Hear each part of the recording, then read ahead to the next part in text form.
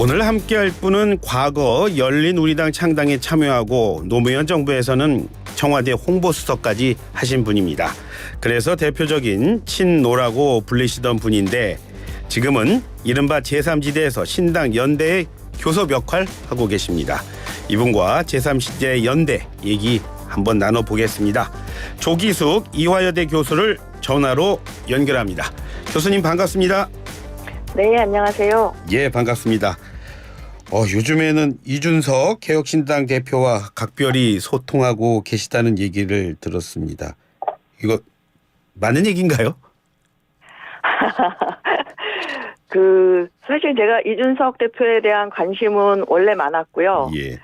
그리고 특히 이제 욕을 먹더라도 좀 책임 있는 정치를 하기 위해서 보통 정치인들이 피하는 오해받을 만한 그런 토론을 회피하는데 이 대표는 거기 적극 참여하는 모습이 노무현 전 대통령하고 많이 닮아서 예. 관심을 갖게 됐고 그동안 뭐 양쪽을 다리 놓기 위해서 좀 노력을 했던 건 사실입니다. 예. 이준석이라는 사람에게 끌리신 겁니까? 아니면 기존 정치에 대한 실망이 커서 그래서 가깝게 되신 겁니까? 어디에 더 가까우신 거죠?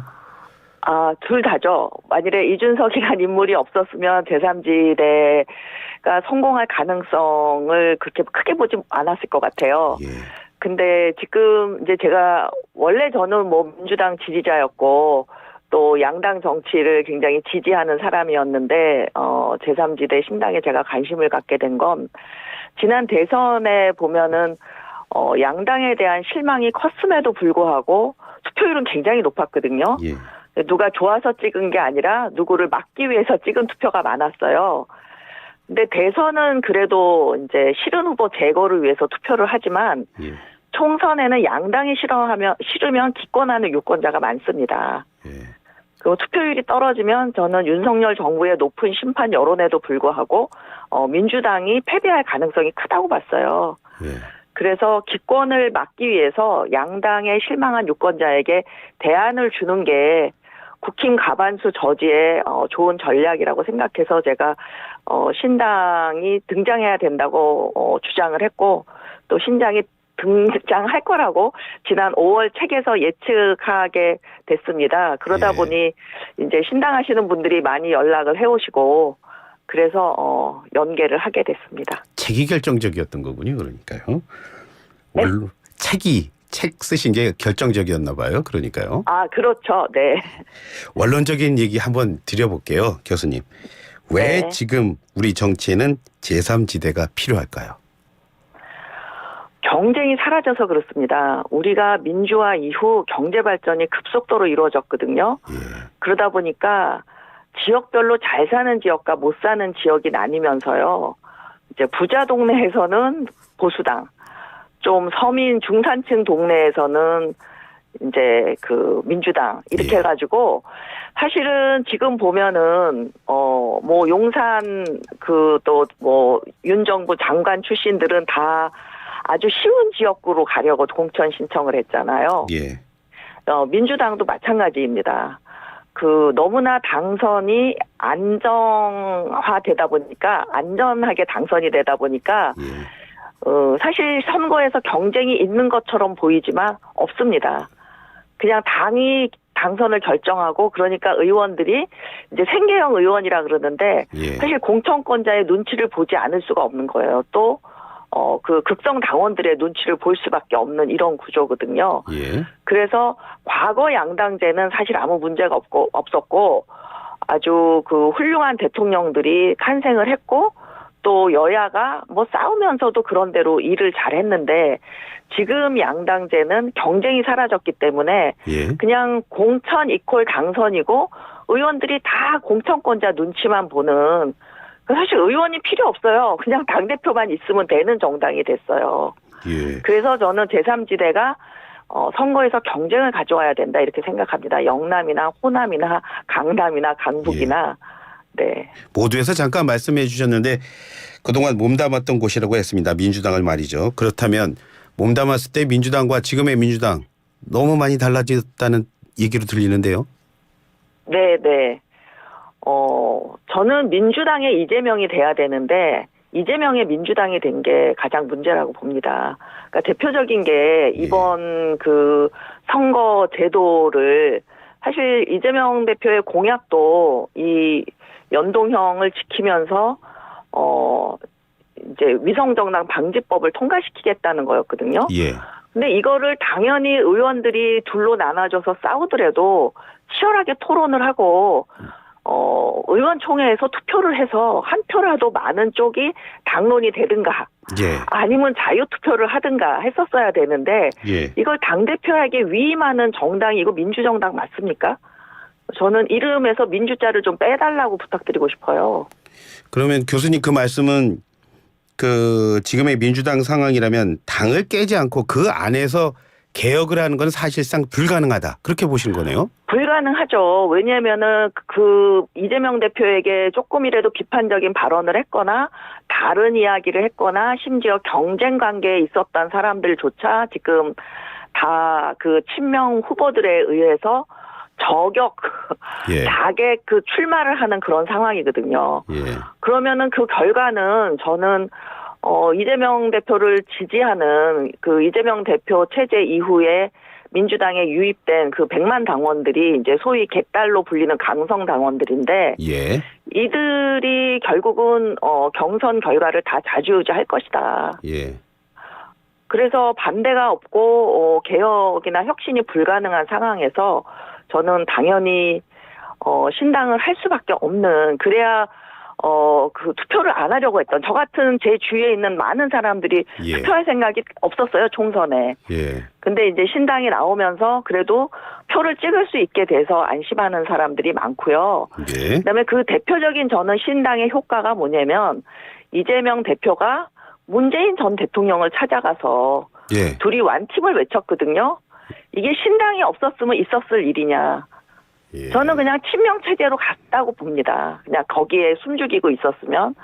근데 이낙연 전 대표가 나와서 신당을 함으로써 위기의식을 느꼈기 때문에 이재명 대표가 문 전 대통령을 찾아갔고 예. 그 결과 저는 임종석이나 그 노영민 전직 비서실장들의 출마에 예. 그 친명 원외 인사들 더 혁신의 공개적인 비난이 사라졌다. 예.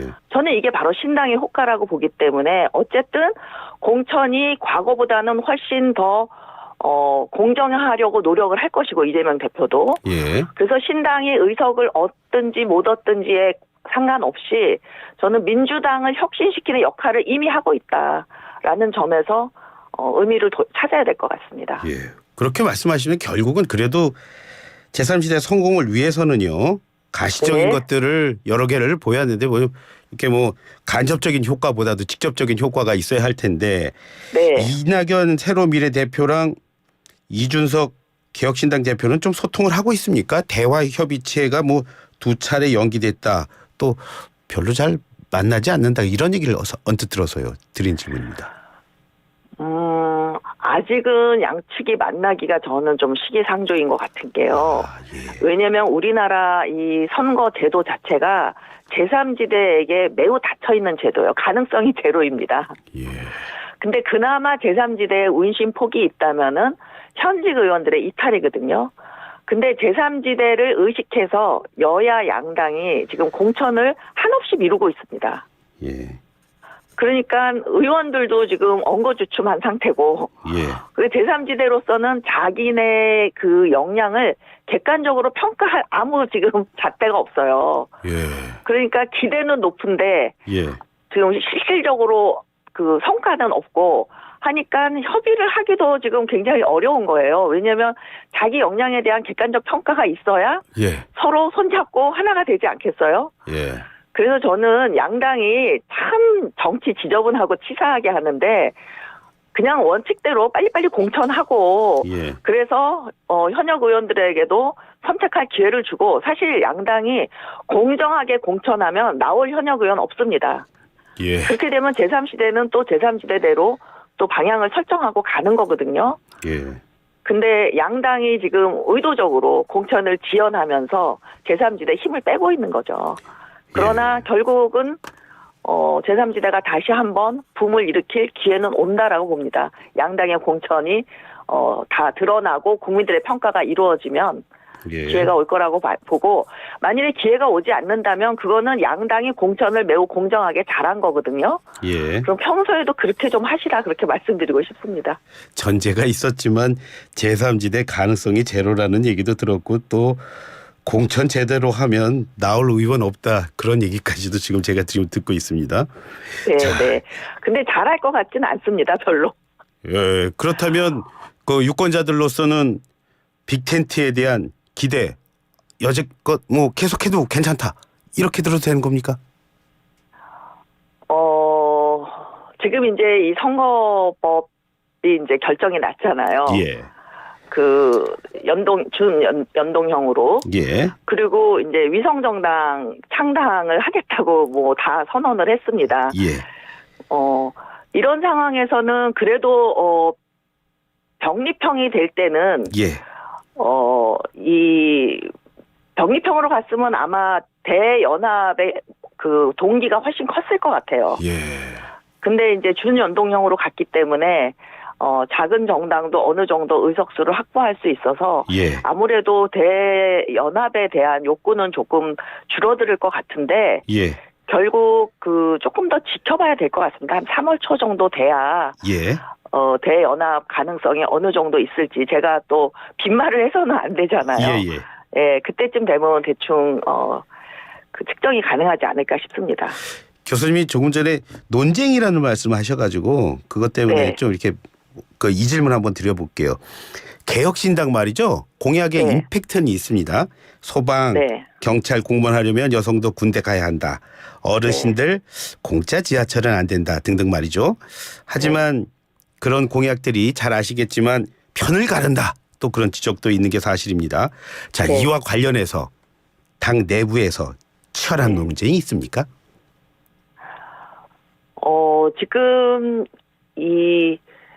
이준석 그러니까 개혁신당 같은 경우에는 예. 이미 다 뭐 합의를 가지고 나온 정책이라서 치열한 논쟁이 있다기보다는 예, 새로운 미래는 인재 창당 대회를 했기 때문에 예, 이제부터 논의를 시작하지 않을까 싶고요. 예. 제가 볼 때는 이준석 대표가 이런 공약을 여당 대표로서 내놨을 때는 그 예민한 문제를 피해가지 않고 굉장히 책임 있게 인기가 떨어지더라도 할 일은 하는구나라는 생각을 가질 수 있는데, 예, 이 군소정당 대표로서 이런 정책을 발표하면 어떤 오해를 받을 수 있냐면, 예, 이거 자기네 지지자표 농축해가지고 뭐 한 석이라도 더 얻으려는 거 아니냐 하는 오해가 거의 확신 수준으로 가게 됩니다. 예, 예, 예. 그래서 저는 이준석 대표가 아직도 여당 대표인 줄 알고 있는 게 아닌가. 예, 그래서 그 제3지대 군소정당 대표일 때는 예.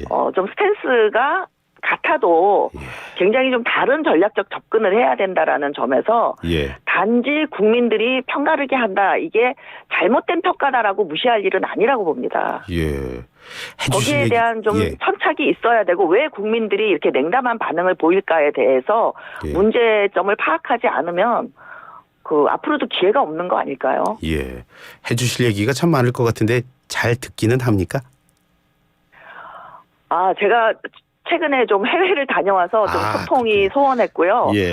예, 그 전에는 뭐 상당히 소통이 잘 되는 편이었습니다. 예.